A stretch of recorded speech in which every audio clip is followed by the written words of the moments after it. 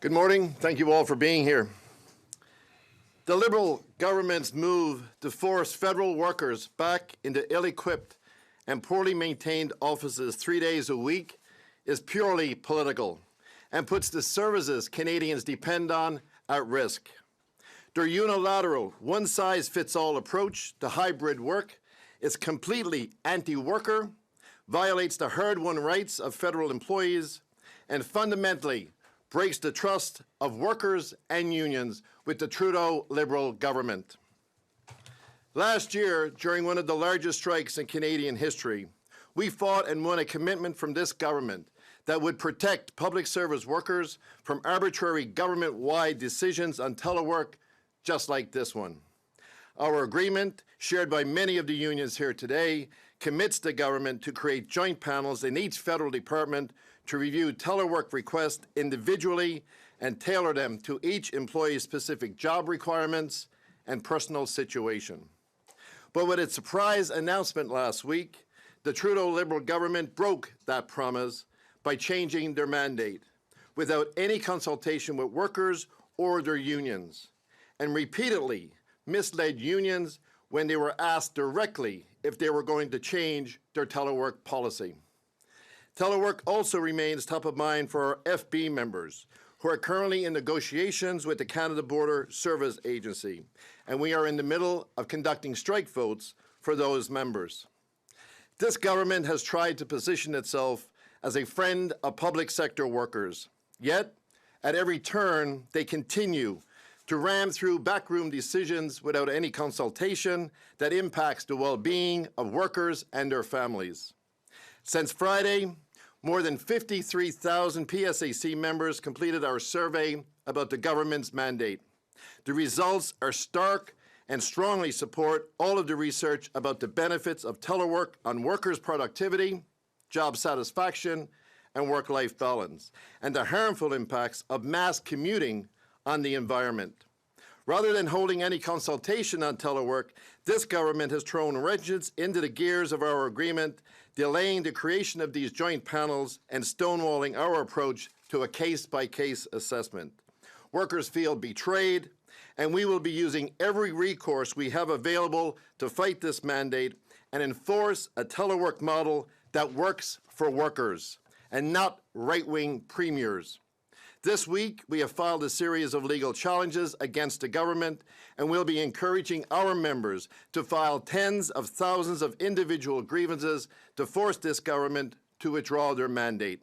The Trudeau Liberal government better prepare itself for a summer of discontent. Workers are incredibly frustrated and outraged, and they'll be taking to the streets and their workplaces in concerted, coordinated actions across the country. Federal public sector workers just want to deliver the best possible service to Canadians, and they should be able to count on their employer to give them the tools and the right conditions to succeed, from passports to employment insurance and pensions and disability benefits. This isn't just about an extra day in the office for workers. This misguided decision sets up workers to fail by pushing them into physical offices they don't have enough workspace or the proper equipment to do their jobs effectively, and spend their days on virtual calls with their co-workers the same as they would if they were working from home. The government was already struggling to implement its previous 2-day in the office mandate. Because of these issues and many, many more, we'll continue to share over the coming days and weeks. And in the federal budget, the government has doubled down by committing to sell off half of the federal buildings, which will only put more strain on office space for workers. The Trudeau Liberal government's decision is not just a misstep. It's a failure by Canada's largest employer, with more than 400,000 workers across the country, to adapt, to innovate, and to truly pave the way forward for a future of work that puts workers first. For a government claiming to be committed to resolving the affordability crisis for Canadians, forcing hundreds of thousands of workers to needlessly now spend more money on transportation, childcare, and other expenses is a move in the wrong direction. The federal government should be a leader and set the trend for all workers and employers in Canada. I'll now turn it over to Alex Silas, Regional Executive Vice President for the Public Service Alliance of Canada in the National Capital Region. Bonjour tout le monde, merci d'être là. La décision de forcer les travailleuses et travailleurs de la fonction publique fédérale de travailler dans des bureaux mal équipés et mal entretenus 3 jours par semaine, c'est une décision purement politique, il faut le dire. Ça va nuire aux services que la population canadienne dépend dessus. Imposer un modèle hybride de taille universelle, ça va complètement à l'encontre de ce qui a été négocié et ça brise complètement le lien de confiance avec le gouvernement Trudeau. L'an dernier, plus de 155 000 membres de la FPC ont mené la plus grande grève de l'histoire du Canada pour des salaires qui correspondent au coût de la vie et parmi d'autres revendications pour une entente de télétravail qui assure que chaque demande est traitée de manière juste et transparente.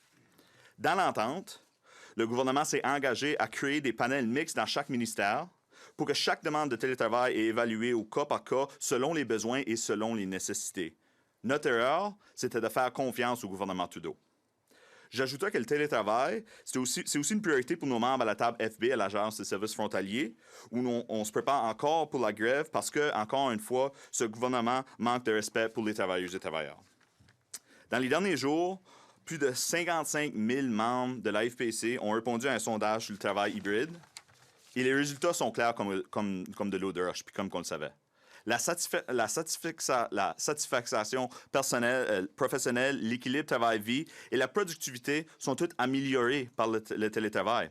Et au lieu de nous consulter, le gouvernement s'enfarge dans une approche qui fait aucun sens, puis qui nous met des bâtons dans les roues quand nous autres, on essaie d'établir un processus juste, équitable et transparent. Donc, cette semaine, nous allons déposer des plaintes de pratiques déloyales et des griefs de principe à la Commission du travail et nous encourageons aussi nos sections locales à déposer des griefs. Tout ce que les travailleurs et travailleuses de la fonction publique fédérale veulent, c'est d'offrir le meilleur service possible à la population canadienne. Et tout comme les Canadiens dépendent sur eux, les travailleurs devraient être capables de compter sur leur employeur pour leur donner les outils nécessaires pour bien effectuer leur travail et créer des conditions de travail adéquates. Et soyons clairs, le problème, c'est pas juste une journée de plus au bureau. C'est pas 2 jours, 3 jours, 4 jours. C'est le manque de respect, le manque de vision, le manque de consultation, le manque de bon sens, puis juste, franchement, le manque de ce gouvernement. Cette décision des libéraux, c'est un manque total de vision pour l'avenir. Le télétravail est arrivé, le télétravail est ici, et la façon qu'on a travaillé a changé. Et le plus grand employeur au pays, plus de 400 000 employés, manque de volonté et de capacité à s'adapter, à innover, à évoluer et à monter l'exemple pour les travailleurs de divers secteurs à travers le pays. Je passe maintenant la parole à Sean O'Reilly, vice-président de l'Institut professionnel de la fonction publique du Canada. Thank you, brother. Let's not mince words this morning. This unilateral one-size-fits-none update to the direction on prescribed precedence in the workplace is a solution with no known problem. For a government that says it's committed to greater collaboration, we have once again been blindsided by a decision that lacks any evidence to support it. Et nos membres et la plupart des fonctionnaires, comme en témoigne le nombre de syndicats représentés ici aujourd'hui, en a assez. Nos membres et tous les travailleurs méritent des politiques fondées sur des preuves et non pour des raisons de convenience politique. Members of the public service have proven their dedication and efficiency when working from home or in the office. There's absolutely no justification or evidence supporting a sudden, one-size-fits-all mandate to increase in-office days. Lors du budget 2024, on apprenait que le gouvernement fédéral céderait 50% de ses espaces de bureau, une annonce déjà déroutante. Mais maintenant, le gouvernement exige aussi une augmentation significative de fréquentation de bureaux. Cette contradiction évidente laisse nos membres à la fois frustrés et confus. Had there been any proper consultation, the government would have understood the challenges our members face every day: inadequate meeting spaces, insufficient workstations, and the absurdity of traveling to an unassigned workplace only to attend virtual meetings all day. These issues fly in the face of any of the supposed benefits of increased physical presence. Attempting to book a seat for the week is now like trying to get tickets to a Taylor Swift concert. Staying up late on a Sunday night to ensure you can secure the best seat. What do we expect with a further reduction of 50% in the number of federal buildings? This is unacceptable. We're not here just to voice our concerns, but to fight back. We filed a policy grievance challenging the fact that this unilateral change bypassed the employer's legal obligation to engage in proper and meaningful consultation with us. We have also formally launched a labor complaint against Treasury Board for its actions, which violate legislation and our collective agreements. We're not only defending our rights, but also the principles of fair and effective workplace management. As the largest employer in the country, this is something we will continue to actively fight for and something all Canadians and taxpayers should expect from their government. We stand united and demand an immediate reconsideration of this ill-considered policy. Our commitment remains steadfast to advocate for a workplace that truly values and respects all public service professionals. I want to acknowledge our members for their unwavering support and solidarity as we tackle these challenges together. This issue has resulted in a level of engagement we have not seen since the previous administration tried to muzzle scientists, and we are ready to fight just as hard. Let's remind the government that effective governance requires genuine consultation and respect for those they serve every day. Thank you. I will now pass the mic to Nathan Prier, President of the Canadian Association of Professional Employees. Thank you, brother. Okay, I'll speak to the situation as we see it at CAPE. Let's not forget that 4 years ago, a national emergency was declared and the country went into lockdown. With a moment's notice, the government asked thousands of federal employees to work remotely on a full-time basis. That was a first for most employees. And they maintained the same level of productivity and the same level of quality service for the millions of Canadians who depended on them. They delivered. So despite the challenges, many workers thrived in this new environment as they discovered the benefits of telework. We're talking about less distractions, making it easier to focus on tasks and deliverables, less sick days taken, no lengthy commutes, quicker online meetings. In short, a lot more work done in a day. And we've seen in survey after survey and study after study that office workers know they're more productive with telework rights. And Treasury Board can't come up with a shred of evidence to say otherwise. So then why are we bringing back employees into the worst offices they've ever worked in? Let's be clear, instead of finding savings on buildings nobody wants to be in, this government announced that they're cutting accountable public service jobs just to give that money to sketchy private contractors when the work ultimately needs to get done. So, federal offices and workplace arrangements as they stand today are a mess. Nobody can find a desk. Nobody has a locker. We're talking about offices that aren't safer or cleaner than they were before telework. Bed bugs, bats, mice, cockroaches, mold, odors, poor air quality, missing or broken equipment, trash littering workstations. These aren't conditions fit for federal employees who just want to get their jobs done. And those aren't suitable conditions for any workers in any office workspace. So let's convert these offices to more useful things like housing and childcare. Let's make downtown Ottawa an actually enjoyable place to spend time in instead of a dead employment zone after 5 p.m. And this mandate, like my colleagues here said, shows that this government has no strategy or vision. It completely ignores the gains of taking thousands of people off the roads during commuting hours, cutting down on greenhouse gas emissions, and the opportunity for people in remote areas and places outside the National Capital Region to join the federal workplace without leaving their communities. These are all the stated goals of this government, and they fly in direct contradiction to this policy. So with that in mind, we believe last week's announcement, like my brothers have said here, was not about improving productivity, but about political gains. The federal government chose to consult with provincial politicians, municipal politicians, and business interests to bring federal employees back into the office to revive the downtown economy. And they didn't consult their own employees despite their promises to do so. Federal workers don't work hard for Canadians every day just to cater to Doug Ford and commercial landlords. And that's why we're angry. For all of us standing here today, this isn't just a fight against, like we said, 1 or 2 more days in the office. It's a fight for progress. It's a fight to build a future that works for workers. It's a fight to embrace a new way of working and a new way of life that will reap benefits not just for federal employees, but for millions of Canadian taxpayers. So we're announcing today that we're also filing a policy grievance and an unfair labor practice, and we're here to say that we're not just looking to go back to 2 days a week. We're here to say we're ready to fight to scrap the entire in-office policy of this government now. Now I'd like to introduce Dany Richard, the President of the Association of Canadian Financial Officers. Thank you. Good morning. Our members have spoken and their message is clear. This increased mandatory minimum to 3 days a week in the office makes no sense. It's extremely frustrating as you weren't even provided with any valid rationale. Forcing our members to wait in traffic, waste time setting up their workstation to sit in an unassigned desk, disconnected from their colleagues to take video calls all day is completely ridiculous. This is especially egregious for those that live outside Ottawa reporting to the National Capital Region because they're often in a completely different province than their colleagues, where their in-office presence serves no purpose whatsoever. Now let me be clear. By no means are we against collaboration and our members working in the office when their presence is purposeful and productive. In fact, in some circumstances, an employee might prefer to work more often in the office, and they should definitely be able to do so. However, the current mandatory presence being requested is a slap in the face to public servants and to all Canadians, as it's a loss of productivity. 3 months ago, this past February, we met with Treasury Board, and they shared the results of their hybrid work model. Their own data showed that 90% of departments opted for the 2 days on-site per week minimum. Keep in mind, departments had the option to choose 3 days in the office, but the vast majority chose not to do so as they realized 2 days a week was a better model.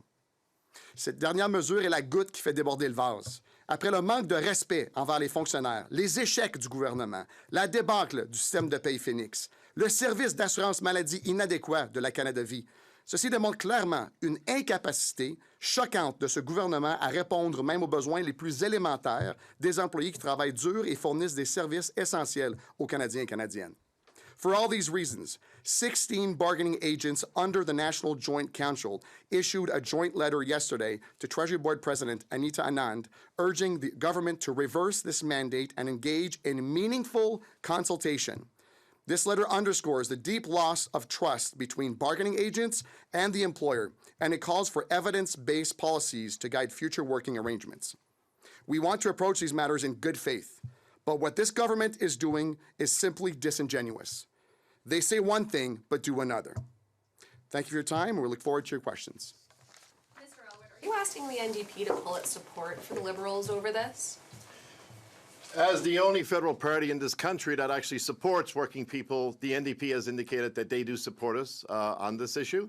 And we've asked for their support, and they are supporting us, and they will be asking questions in the House of Commons to the Trudeau Liberal government to get answers from the government as to why this decision was made without any consultation with any of the unions and misleading the unions in telling us that any changes would involve consultation. If the Liberals don't change their position, what would you like the NDP to do in terms of their supply and confidence agreement?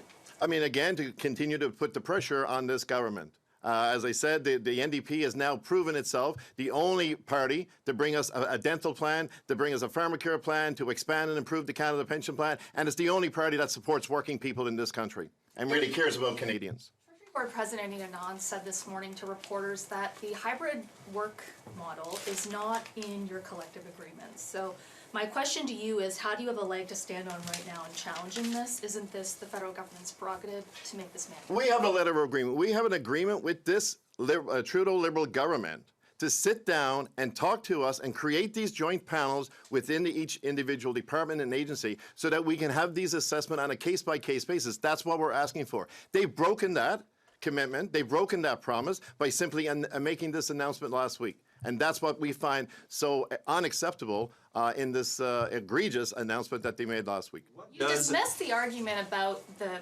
impact it's had on the local economy. You know, Premier Ford and Mayor Sutcliffe have come out and said that empty offices means businesses are struggling in Ottawa. You don't care about I'll that?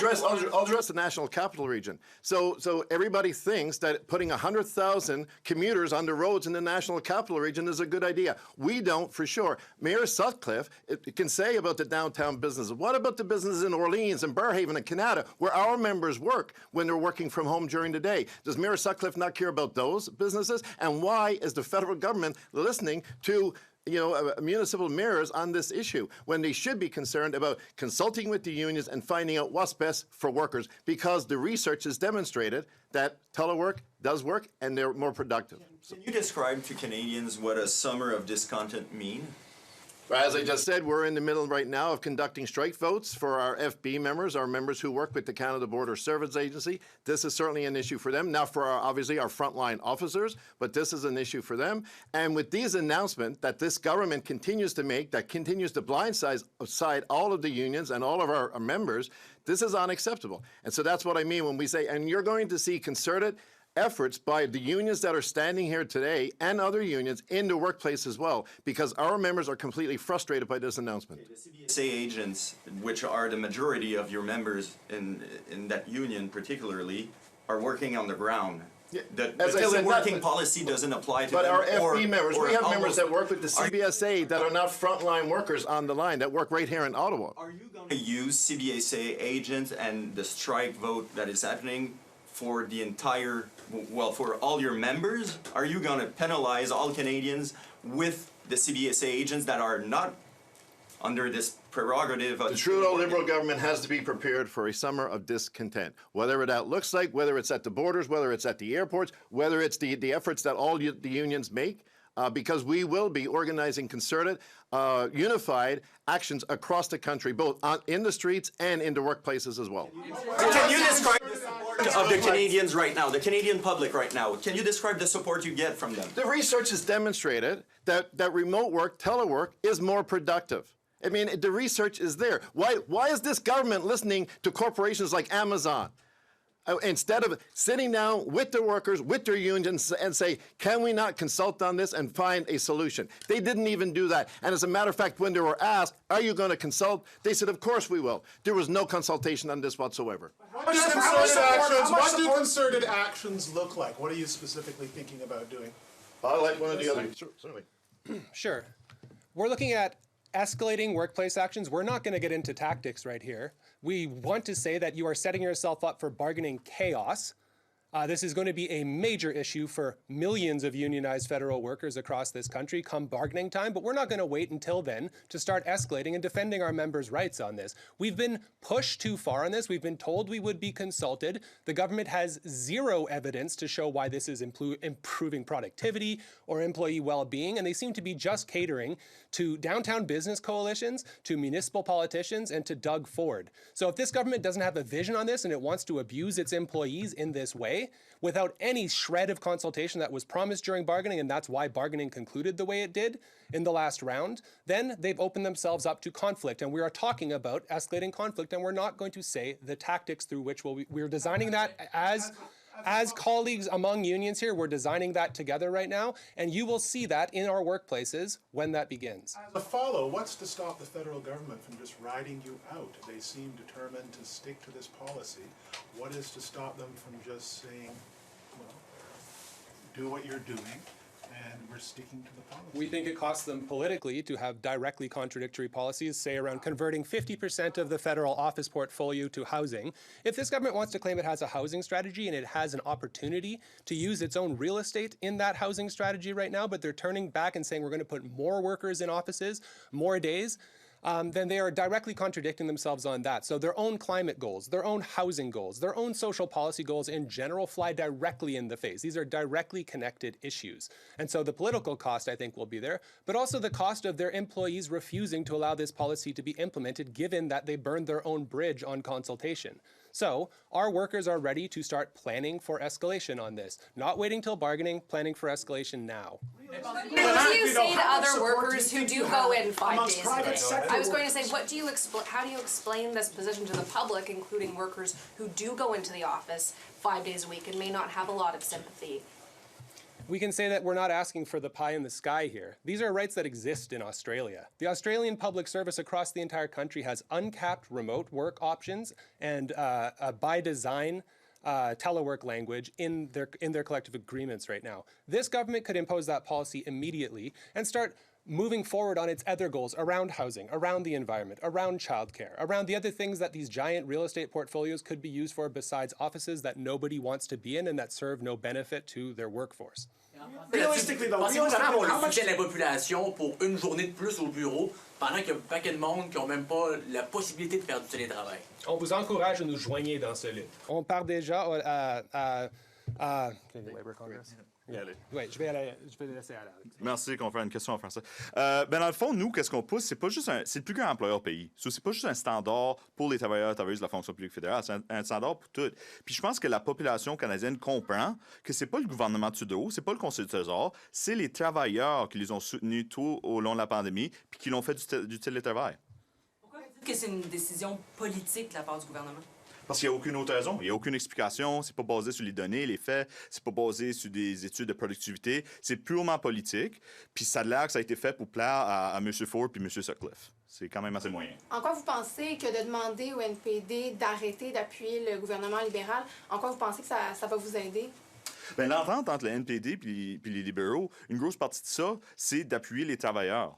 Le NPD, c'est le Parti des travailleurs. Et le lien entre le mouvement ouvrier et le NPD est clair. Ils nous soutiennent dans nos luttes, nous soutiennent dans nos lignes de piquetage, nous soutiennent dans nos campagnes. Donc, on leur demande de nous soutenir ici aussi pour faire respecter les droits des travailleuses et travailleurs de la fonction publique fédérale. Réponse du côté du NPD, est-ce que vous savez s'ils vont vous appuyer encore plus? Oui, ils nous ont dit qu'ils allaient nous appuyer là-dessus. Monsieur Richard, si je peux me permettre, APEX semble être de votre côté, visiblement. Il n'y a pas de position claire, mais les dirigeants, les cadres du gouvernement semblent être en communion avec vous. Comment vous réagissez à ce genre de réaction-là de la part des cadres?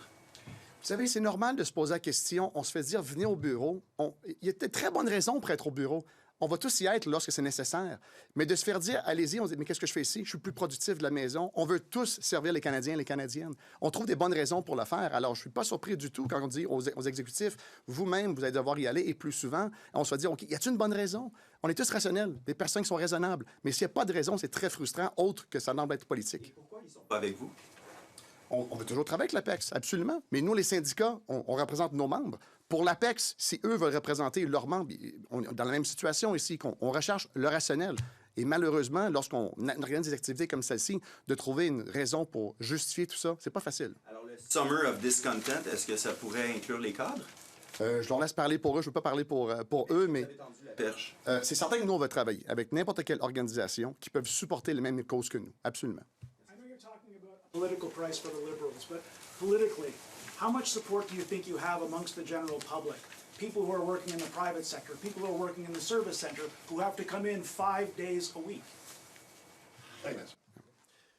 Within even just our own union, within PSAC, we have members that cannot go into the work or cannot work from home. They have to go into the workplace 5 days a week, such as our tradespeople, such as our firefighters, such as our Coast Guard members. But they understand that, look, if this is good, if this is, if you have the ability to do this, and our members have demonstrated for 2 years during the pandemic that they can effectively work from home, then why not? It just makes sense. And as has been said, we're not asking for 5 days a week. We're asking the government for some respect, to sit down with us and talk to us about this so that we can come to some sort of conclusion. We don't want to disrupt. We don't want a summer of discontent, but that's what this government is forcing us into. You get how people who don't have, say, the benefits, who don't have the retirement plans that you guys have, and have to come into work every day, might look at this and say, 3 days doesn't seem like a lot. We're all unions standing here.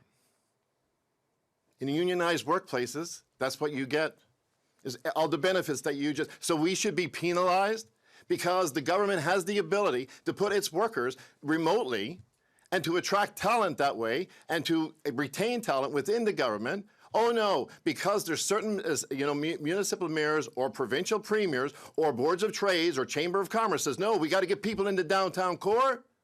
Why? It doesn't make sense. We go downtown, we go into the office, we open up a laptop if we can find the space, and we're doing exactly the same thing that we could do from home. It just doesn't make sense. But if telework is so productive, I'd then just why like to should speak to that question, just 1 second. I'd like to say to every worker out there who's being forced back into the office 5 days a week, join us. We are building a large community coalition here. We're speaking to other provincial unions. We're speaking to the Canadian Labour Congress. We are speaking to workers across this country, unionized or not, to say that the biggest employer in this country has a responsibility to do not only what would be best for its employees, but what is entirely possible. Like I said, there are precedents in the Australian Public Service, in the British Columbia Public Service, where these rights already exist. This is about catching up at this point. So we are here to set a standard for workers across this country. We encourage you to get into a union if you're not in a union yet, and we encourage you to fight for these rights alongside us and join this coalition and move the needle on this. And we think that the biggest employer in the country who claims to have these values of supporting employees, of creating safe and healthy workspaces, to get in line and get caught up. What do you say to other cities if telework is just as productive as going into the office, but most of these jobs are in the national capital region? What do you say to workers in other cities who say, hey, we'd like to be public service workers for the federal government, but we don't live there, but you don't go into the office? So how do you explain that disconnect? Great, let's win telework rights. Let's win flexible telework rights. We'd love to see more Indigenous people being hired closer to the communities across this country. We'd like to see people not have to be displaced from their communities to do work that can be done remotely. And to be clear, we're talking about jobs here that have an operational need. right? If there is no operational need for us to be in bad offices, in terrible workspaces, then we don't need to have that. And the Australian Public Service, like I said, has already seen the light on this, and they've already come around to it. And so this is not only possible, this will increase the talent pool that we're hiring from across this country and allow people to stay closer to their communities. What happens on this file if a Conservative government comes to power, do you think, in terms of hybrid work rights? Right. This is not about the government in power as such. This government has burnt its bridges already. We are ready to fight with our members to win these rights, regardless of the government in power. And we think that we will have the leverage to do that as we escalate over this summer and building up to the next bargaining round. And what were the working conditions like before the pandemic? You say that there's not enough, not enough terminals, not enough office spaces now, but like what was it like before the pandemic? Was there sufficient space then? Like if there was space then, why isn't there space now? They were moving to, at least I can speak for CAPE members at least particularly the ones that are fighting for these rights as such, and we have a lot of economists, social scientists, policy analysts. There was a lot of hoteling models that were already being imposed that we were pushing back on, and we were saying this is inadequate and this is going to lead to problems. And then with the rush to move back to the return to office, we noticed that desks are not bookable. There's no assigned workspaces anymore. There's no lockers anymore. Just basic things that were in the workplace that was already declining prior to the pandemic are now far worse. And so we're here to say, no, we're not doing one extra day in these workplaces, and we're here to reverse the entire policy. About the legal challenges, have all the unions filed legal challenges? What kinds of legal challenges are these, and what's the time frame for that to play out? The Public Service Alliance of Canada, just this week, we've already filed 2 unfair labor practices against this government. We filed as well a policy grievance, 2 policy grievances, one for our Treasury Board members and one for our Canada Revenue Agency members, and we are considering making application to the federal court on this issue as well. So we will be exercising every legal right that we have available to us to fight this. Can you share with the other unions as well how many unfair labor practices and grievances have been made so far, or will be filed later on? So as of now, the Professional Institute of Public Service Canada has filed a policy grievance similar to the PSAC, and we also filed an unfair labor practice complaint. And we're about to do the exact same thing.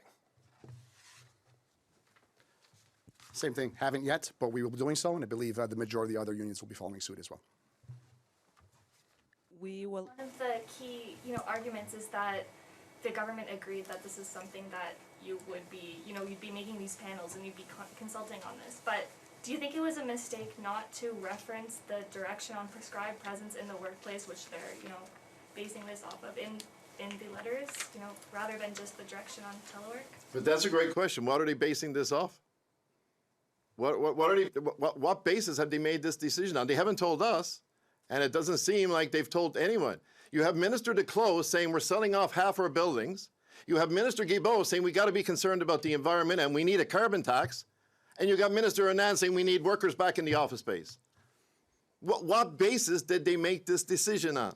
We don't know, Catherine. It's a great question, but maybe it's a question for Minister Anand or Minister Guilbeault to say, well, how do you feel about this by putting hundreds of thousands of commuters back on the roads? Just after implementing and increasing a carbon tax on Canadians. How does that make sense? What basis? That's a great question. We don't know what basis they formed the decision on. It seems like they turned south and said, what are the larger corporations south of the border doing? Oh, they're forcing people back into work. Oh, Premier Ford wants people back into work. He wants people downtown Ottawa and downtown Toronto. It doesn't make sense. They haven't told us. And all we're asking for is sit down with us, to talk to us, to consult on this, and hopefully we can come to some conclusion on this. But right now, our members are completely frustrated.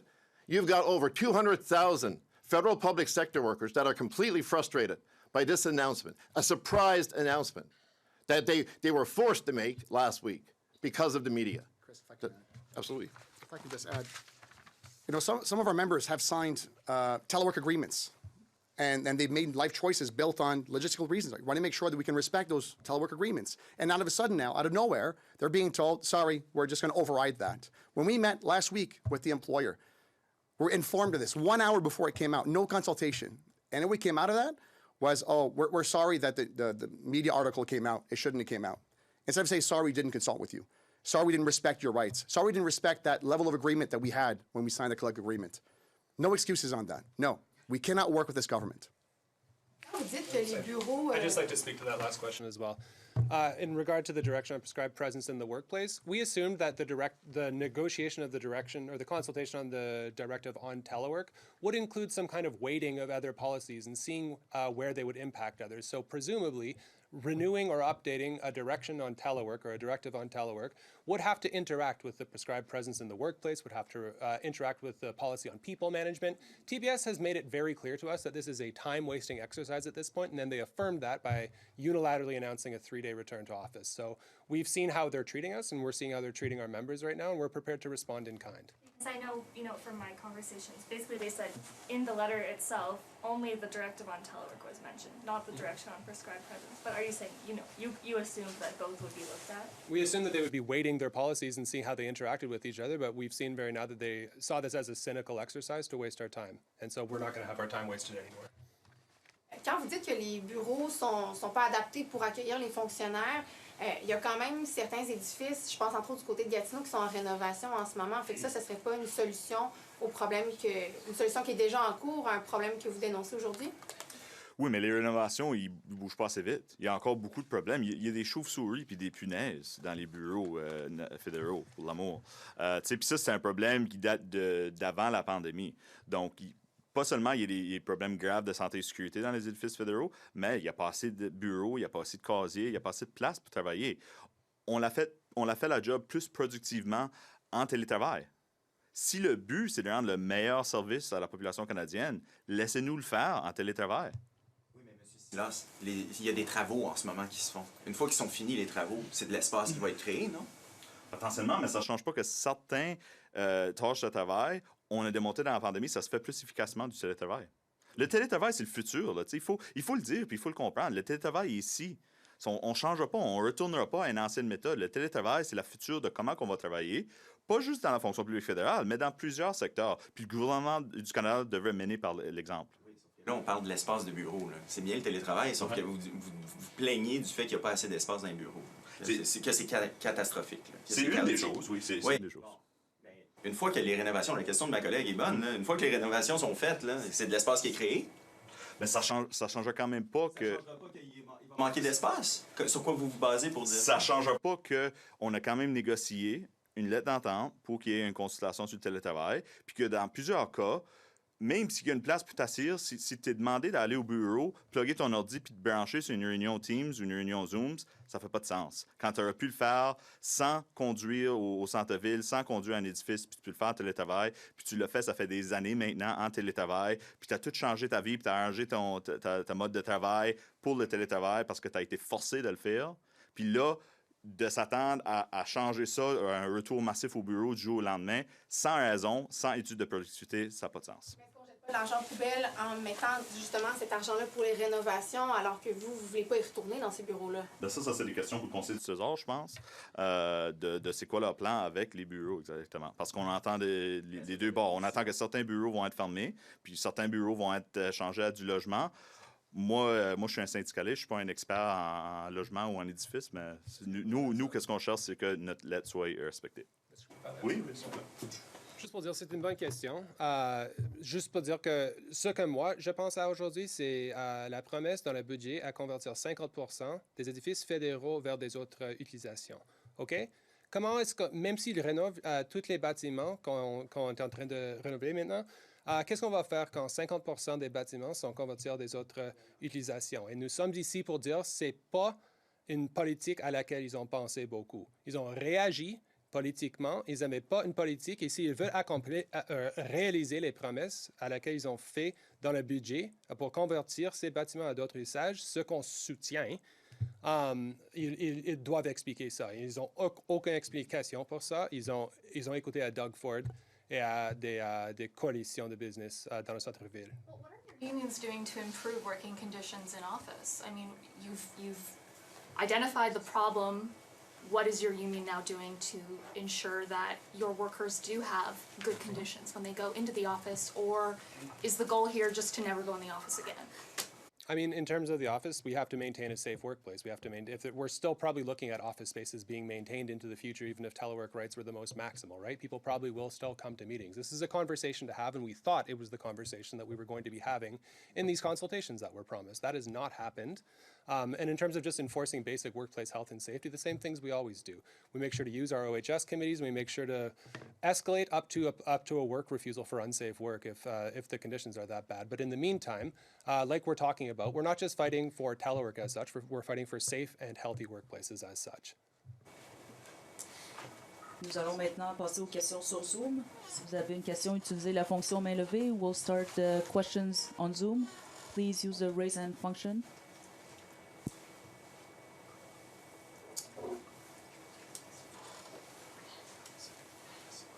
Hello? Go ahead. Can you hear me okay? Thank you. We're problems that workers Can't hear. Repeat. Could you please repeat the question? Yeah, sure. We're hearing early rumblings that this is leading to some workers to leave current jobs to seek employment in other offices that may be more flexible. Can you speak to that? Is that what you're hearing? Are certain offices setting numbers, and what that means for recruitment? I didn't get that. No, definitely, we have concerns. Being the Union of Public Service Professionals, we've heard from many of our members the fact that we have recruitment and retention problems, and a lot of folks have actually come to the public service because of the flexibility that they were hoping for when it came to telework.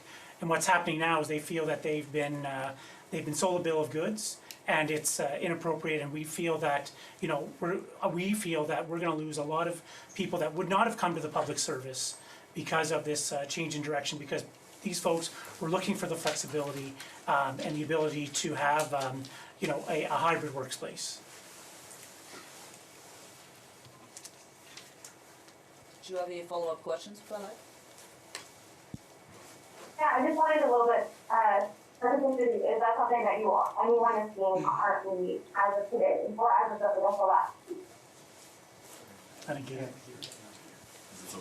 Could you please repeat? Slowly. Palak, could you please repeat your question slowly? Yes, I'm asking if anyone has seen that so far over the last week. Has there been actual reports of people shifting workplaces or looking for more? Oh, absolutely. Our members, we are, like I said earlier, our members are very engaged and more engaged than they've been in years. And we're receiving a lot of communications from our members indicating that they feel that they have been betrayed by this government, and they are concerned. And some have indicated, yes, they are going to be leaving the public service to look elsewhere, which is, I think, a loss to Canadians and taxpayers. And as well, I mean, it's very clear that our members are extremely frustrated. 55,000 of our members responded to a survey since last Friday. 84% of them said that they're prepared to take action on this, workplace action on this.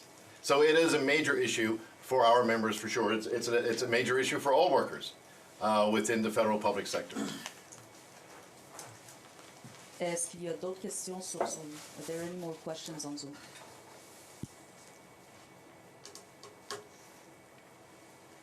Merci. This concludes the press conference. Yes, thank you. Thanks. Thank you. Done.